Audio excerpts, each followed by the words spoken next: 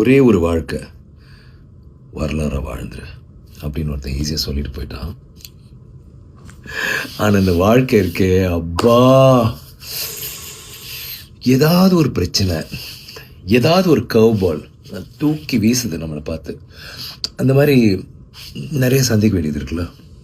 உதாரணத்துக்கு வீரதீர சூரன் படம் ரிலீஸ்க்கு முன்னாடி நிறைய பேர் அதை பார்த்து இது ஒரு மிகப்பெரிய பிளாக் பஸ்டர் ஆகுது, ஐயோ என்ன இப்படி ஒரு படமாக இருக்குது, புதுசாக இருக்குது, ராவாக இருக்குது, மாசாக இருக்குது, இந்த வருஷத்தோட ஒரு மிகப்பெரிய படமாக அமையும் அப்படின்லாம் சொல்லி பயங்கரமாக சொல்லி எங்கள் எல்லாருமே வந்து ரொம்ப எக்ஸைட்டட் ஆக்கிட்டு போயிட்டாங்க. ஆனால் பார்த்தா எல்லாருக்கும் தெரிஞ்ச விஷயம், லீகல் ப்ராப்ளம்ஸ், ஹைகோர்ட் வந்து ஒரு 4 வாரம் ரிலீஸ் பண்ணக்கூடாது, இதை சால்வ் பண்ணலன்னான்ற ஒரு கட்டாயம், அந்த மாதிரிலாம் ஆயிடுச்சு. எனக்கு என்னென்னா இந்த படம் வந்து எப்படியாவது நம்ம ஃபேன்ஸு போய் சேரணும். ஏன்னா இந்த படத்துக்குள்ளே அவ்வளோ ஒரு முயற்சி நாங்கள் எல்லாருமே போட்டோம். அருண், நான், ப்ரொடியூசர் எல்லாருமே, இந்த படத்தில் நடித்தவங்க. ஒரு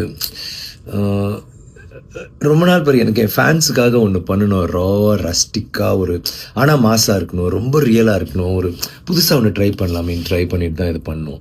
ஸோ அது வராத பட்சத்தில் ரொம்ப கஷ்டமாக இருந்துச்சு.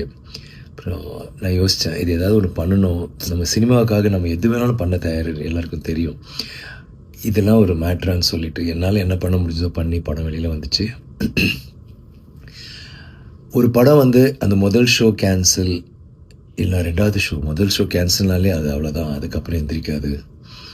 ஆனால் எங்கள் படத்துக்கு வந்து 2 ஷோ கேன்சல் ஆகி சாயந்தரம் தான் வந்துச்சு. அந்த ஃபஸ்ட் டே ட்ரான்னு ஒன்று இருக்குல்ல, அது வந்து கண்டிப்பாக பாதிக்கப்பட்டுச்சு.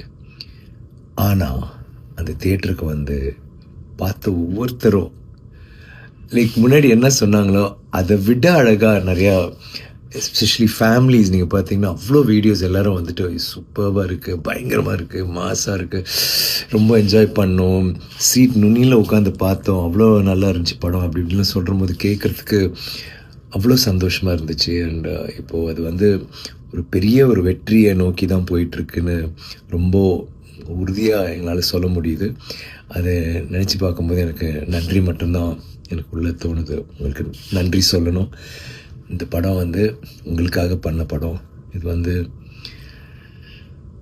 நாங்கள் நினச்சது நடந்துச்சு, சேர வேண்டிய இடத்துல சேர்ந்துட்டுருக்குன்னு நினைக்கிறபோது ரொம்ப சந்தோஷமாக இருக்குது. வீரதீர சூரன் வந்து பார்த்தவங்களாம் என்ஜாய் பண்ணியிருப்பீங்க, பார்க்காதவங்க பார்ப்பீங்கன்னு நம்புகிறேன். தேங்க்யூ.